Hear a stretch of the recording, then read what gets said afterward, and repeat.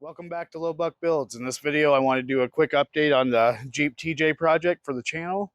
Um, so I'm thinking, let's play a game. I'm gonna go ahead and take a quick walk around the Jeep. Let's see how many things you guys can spot that I need to fix to make this thing street legal, because that is my goal, is to get this where I can drive it both on the street and on the trails. So let's take a quick walk around to the Jeep and let's see how many things you guys can spot.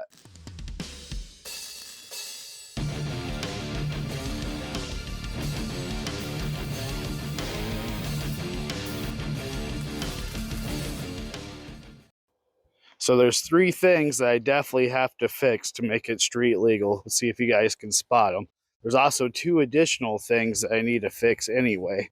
One of them I think is going to be fairly tricky for you guys to spot, but those that have had this Jeep before or had a Jeep similar to this is probably going to spot it. But let's see how you guys do. So in order to get this street legal, first thing is both the mirrors are missing. So we're going to get those put on. Also, this flare on this side was missing.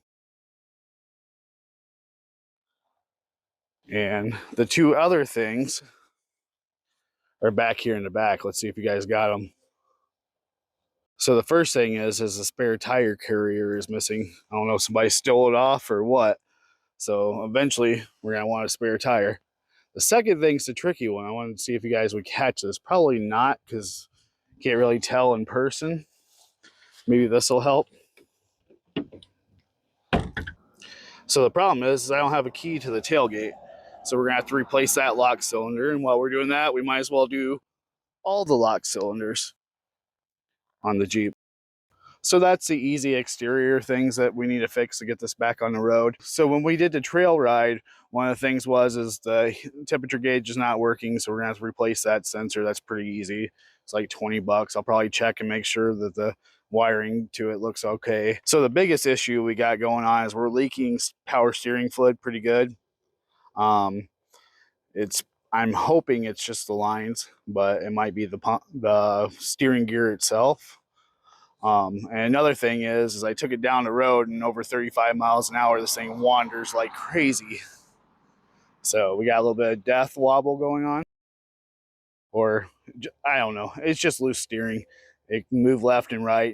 Move the steering wheel probably a quarter of the way to get it to actually engage. So I'm guessing it's going to be either we'll check our tie rods, we'll check our bushing on the steering arm, and we'll check our rag joints. I'm sure it's one or all of that.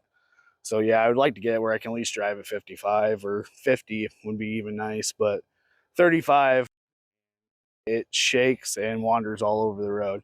I know with the lift and the size tires, there's a little bit, but it shouldn't be that bad. So once we get those bushings replaced or whatever, we'll get a good alignment and this thing will be ready to at least be a backup vehicle for us. So yeah, guys, thanks for tuning in. I got parts ordered. I got flares coming. I got mirrors coming. And I got lock cylinders coming. And then we'll probably just pick up the sensor and whatever we need for the steering after we figure out for sure what we need. So those should be in Friday. So I'm hoping to get back started on that this weekend. Until then, I'm actually getting ready to do the first video on the Firebird. I gotta get the garage cleaned up and we're going to get that in and we're going to start working on the fuel filter. So stay tuned. If you're not subscribed, you want to see these things, then hit that subscribe button and I'll see you guys in the next video.